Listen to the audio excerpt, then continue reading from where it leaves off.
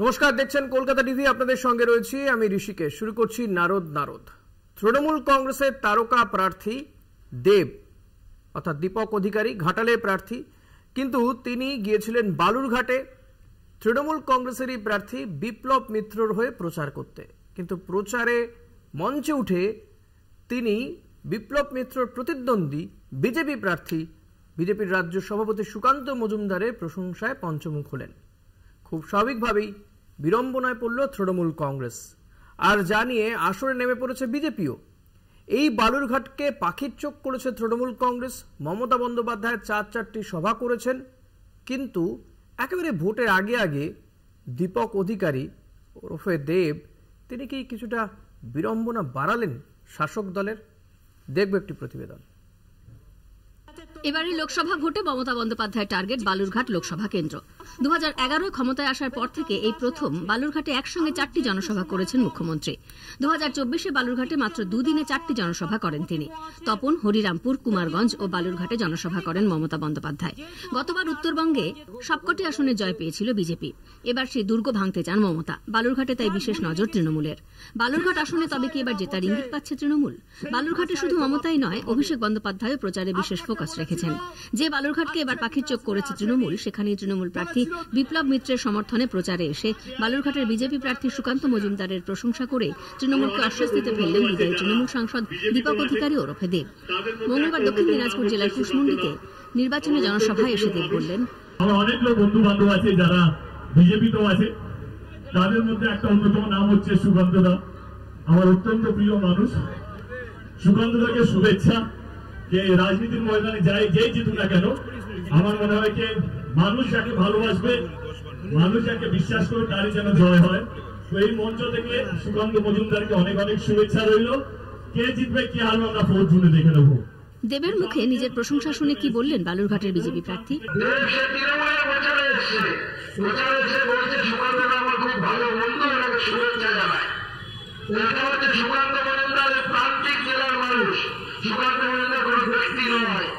সুকান্ত মজুমদারের জেলার প্রত্যেকটা মানুষ, খেটে খাওয়া মানুষ, হরিরামপুরের মানুষ, যারা একবার প্রমাণ করেছে যে সুযোগ দিলে দক্ষিণ দিনাজপুরের মানুষও কলকাতার মধ্যে দামাদামি করতে পারে, শুধু কলকাতার লোকেরা সেখানে দামাদামি করতে পারে না। দেবের এমন বক্তব্যের নেপথ্যে রাজনৈতিক মহলে শোরগোল। বিজেপির আইটি সেলের প্রধান অমিত মালব্য টুইট করেন।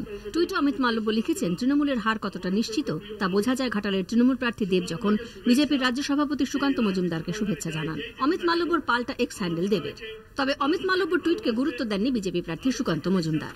টুইটে কে কি বলছে ওই বিষয়ে আমি গুরুত্ব দিচ্ছি না। আমি শুধু এটুকুই জানি যে দেব কালকে যে কথা বলেছে, আজকেও রোড শো করলে আশা করি আমারই প্রচার হবে। বিপ্লব মিত্র সঙ্গে থাকবেন কিনা সেটা আলাদা বিষয়। বিপ্লব মিত্র আর দেব দুজনে মিলে যদি আমার প্রচার করে, ক্ষতি নেই তো কোনো। যে বালুরঘাট এবারের ফোকাস তৃণমূল নেতৃত্বের, সেখানে মঞ্চে দেব উঠতেই বিশৃঙ্খলার অভিযোগ। কর্মী সমর্থকদের মধ্যে চেয়ার ছোঁড়াছুড়িতে উত্তেজনা। এর মাঝেই দেবের মন্তব্য জেলার রাজনীতিতে আলোড়ন সৃষ্টি করেছে। আদৌ কি 26শে এপ্রিল দাঁত ফোটাতে পারবে তৃণমূল? উঠছে প্রশ্ন। বালুরঘাট থেকে সুমন ভৌমিকের রিপোর্ট, কলকাতা টিভি। দেবের প্রশংসা সুকান্ত মজুমদারের, আর সুকান্ত মজুমদারকে এই যখন প্রশংসা করছেন দেব, তখন তৃণমূল কংগ্রেসের প্রার্থী বিপ্লব মিত্র তার কি অবস্থা হয়, বা তৃণমূল কংগ্রেস তারা কিছুটা বিড়ম্বনায় পড়েছে, যদিও দেব এটাকে সৌজন্যের রাজনীতি ছাড়া আর কিছুই ভাবছে না। আজকে আমরা এই নিয়ে আলোচনা করব। আমাদের সঙ্গে রয়েছেন বিজেপি নেতা বাপি সরকার। আপনাকে স্বাগত জানাবো আমাদের এই অনুষ্ঠানে। আমি প্রথমেই আপনার রিয়াকশন জানতে চাইবো। সুকান্ত মজুমদারের প্রশংসা করেছেন। সুকান্ত মজুমদার তো খুব স্বাভাবিকভাবেই তিনি খুশি। তার বক্তব্য যদি তাদের দল বা বিরোধী দল তারই হয়ে প্রচার করে তো সেটা সুবিধা হয়, কিন্তু এটা তো একটা সৌজন্যের রাজনীতি, এবং দেব যে ধরনের রাজনীতিতে বিশ্বাস করেন এটা তারই বহিঃপ্রকাশ। আপনি কিভাবে দেখেন যখন অমিত মালব্য এই বিষয়টা নিয়ে কটাক্ষ করে টুইট করেন?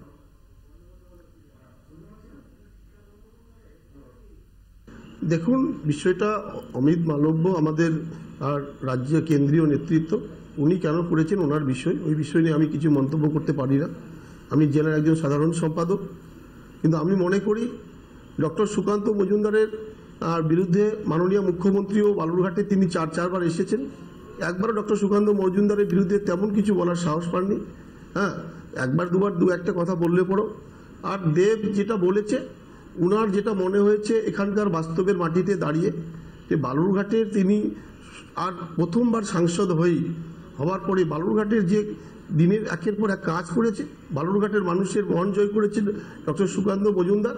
আর সেখান থেকেই দেব স্বাভাবিকভাবে বলেছে যে এই নির্বাচনে মানুষ যাকে পছন্দ করবে তাকেই ভোট দেবে।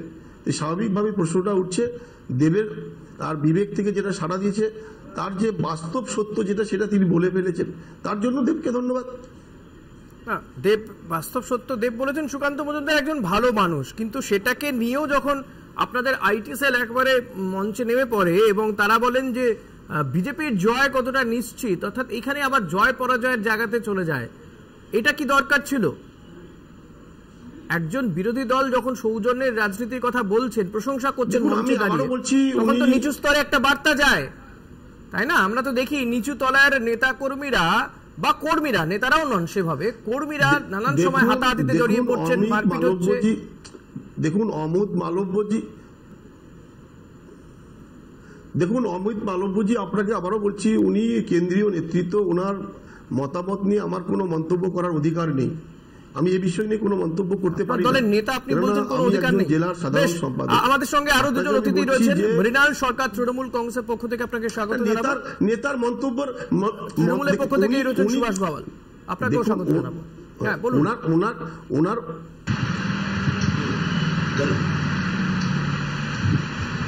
ধন্যবাদ। আরেকবার প্রশ্নটা বাপিদা বলুন। আপনার দলের নেতা তিনি যখন এই বিষয়টাকে নিয়ে হাতিয়ার করে মঞ্চে নেমে পড়েন, আমি যেটা বারবার একটা কথাই বলছি, বালুরঘাট লোকসভা ক্ষেত্রের মাটিতে দাঁড়িয়ে দেবের যেটা মনে হয়েছে যে এখানটায় সুকান্ত মজুমদারের জয় নিশ্চিত, আর বুঝেওছেন তিনি জয় নিশ্চিত তো বলেননি, কি মুশকিল, জয় নিশ্চিত বলেননি। আগাম সুভাষ দা, আপনার কি মনে হয় দেবের এই যে শুভেচ্ছা তো জানাতেই পারে কেউ কাউকে, এটা তার মানে কি জয় নিশ্চিত উনি বলছেন? দেবের ইঙ্গিত প্রতিটি মানুষ, আপনি তো সেই অমিত মালব্যর ভাষণে কথা বলছেন। এই জেলা দেখুন, এই জেলার প্রতিটি মানুষ দেবের ইঙ্গিতকে শুনুন। আমি দেবের ইঙ্গিত এই জেলার প্রতিটি যেটা ইঙ্গিত করেছে,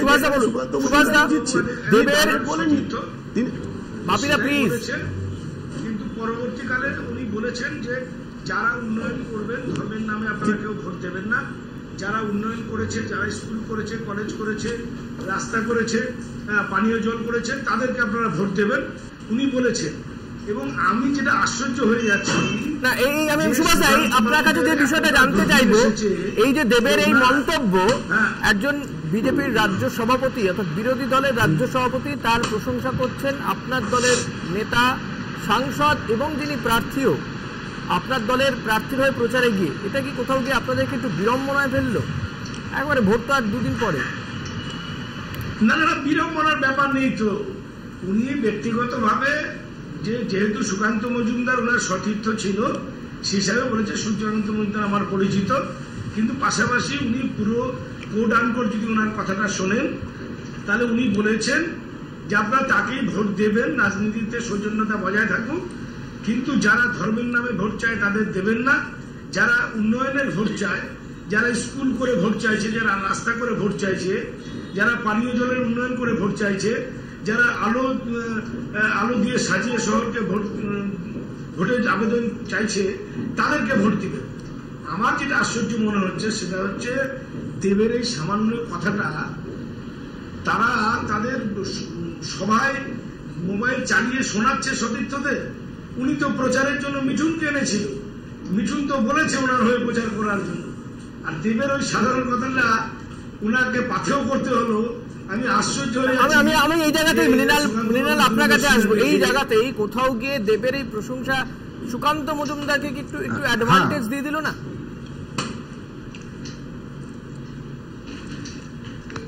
এখানে কোনো অ্যাডভান্টেজের ব্যাপার নেই, এটা হচ্ছে তৃণমূল কংগ্রেসের সৌজন্যতা। দেব দক্ষিণ দিনাজপুরে আমাদের প্রার্থীর হয়ে প্রচারে এসে যে বক্তব্যটা রেখেছে, এতে তৃণমূল কংগ্রেস আরো উজ্জীবিত হয়েছে। তৃণমূল কংগ্রেস আজকের ডেটেও মনে করে যে ব্যক্তিগত কুৎসা প্রচারের থেকে দল এবং আমাদের প্রার্থী কি কাজ করলো সেটাই মানুষের মধ্যে তুলে ধরা প্রয়োজন। যেটা দেব বলেছে একদম সুভাষদার কথায় আমি সহমত। যে দেবও সাংসদ ছিলেন, সুকান্ত মজুমদার বিগত দিনে সাংসদ ছিলেন, সতীর্থ বন্ধু হিসাবে তাকে শুভেচ্ছা জানিয়েছেন। এটা একদম তৃণমূল কংগ্রেসের সৌজন্যতা, এবং দেব প্রমাণ করেছেন যে ব্যক্তিগত কুৎসা অপপ্রচার দিয়ে ভোট হয় না, ভোট হয় মানুষের পাশে থেকে মানুষের কাজ কে কতটা করতে পারলো সেই নিরিখেই ভোটটা হয়। বেশ, আবারও আসবো আপনাদের কাছে, তবে এই মুহূর্তে সময় হয়ে গেছে ছোট্ট একটা বিরতির পরে ফিরে আসছি, সঙ্গে থাকবেন। ফিরে এলাম বিরতির পর, আপনারা দেখছেন নারদ, আপনাদের সঙ্গে রয়েছি আমি ঋষিকেশ।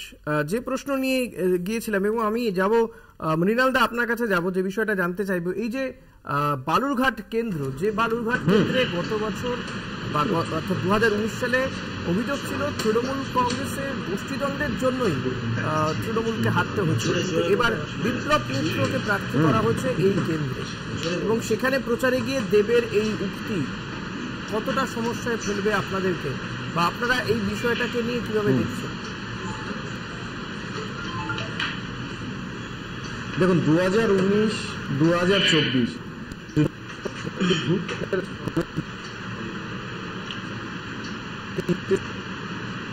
ছটার মধ্যে জেলাতে বলছি, তারপরে আমাদের এই লোকসভা কেন্দ্রে আমরা 88,000 ভোটে এগিয়ে আছি।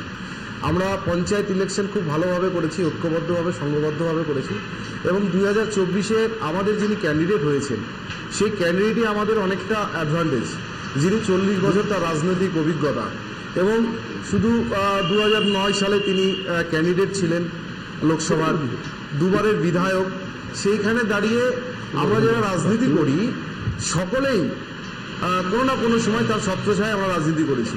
এই মুহূর্তে 2024 সালে যে ক্যান্ডিডেট হয়েছেন, আমাদের প্রার্থী যিনি হয়েছেন, তিনি প্রার্থী হওয়াতে গোষ্ঠী কন্দল শব্দটা আমাদের জেলাতে নেই বললেই চলে। সেইখানে দ্বারা আমরা অনেকটা অ্যাডভান্স, এবং তার রাজনৈতিক অভিজ্ঞতা, তার দূরদৃষ্টিতা যদি নাই থাকে তাহলে বিপ্লব মিত্রকে হুঁশিয়ারি দিতে হয় কেন, যে যদি কোথাও কোনো সমস্যা তৈরি হয় তাদের বিরুদ্ধে অ্যাকশন নেওয়া হবে? যদি গোষ্ঠীকন্দল নাই থাকে, বিপ্লব মিত্র তো এই কথা বলেছেন। হ্যাঁ, দেখুন, সাবোতাজ হলে অ্যাকশন হবে, তাহলে সাবোতাজ হয়েছিল তো ক্লিয়ার,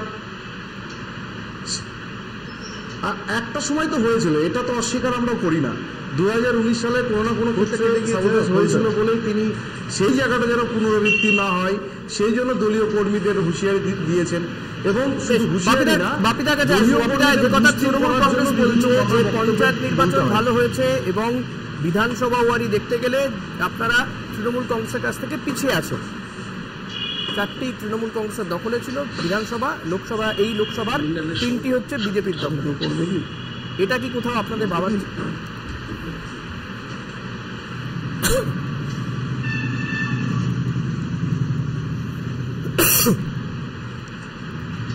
আমি বলবো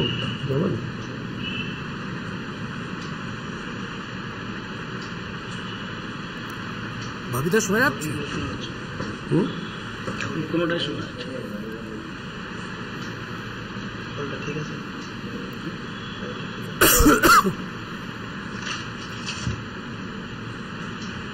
ভাবিটা শোনা যাচ্ছে আমার কথা?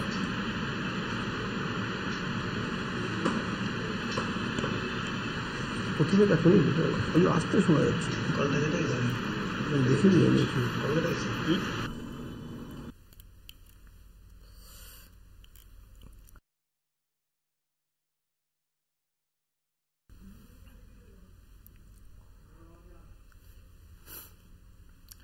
সুভাষদা, আমি আপনার কাছে আসবো, যে বিষয়টা জানতে যাবো যে বিজেপি যেভাবে এখানে প্রচারে নেমেছে, শুরু থেকে সুকান্ত মজুমদার ঝাঁপিয়ে পড়েছে, তৃণমূল কংগ্রেস এই কেন্দ্রকে কতটা পজিটিভ মনে করছে?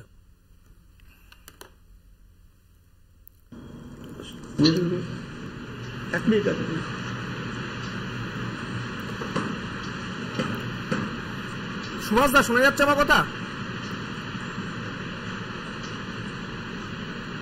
হ্যালো হ্যালো হ্যালো হ্যালো, যোগাযোগ বিচ্ছিন্ন হয়ে গেছে হয়তো। শুনতে পাচ্ছি?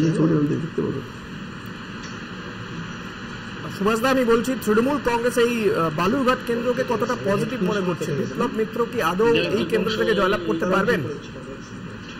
যখন বিরোধী নিল তখন তারপরে আর সাউন্ড আসে। একটা করতে চাইছি বলতে কি শুনতে পাচ্ছি না।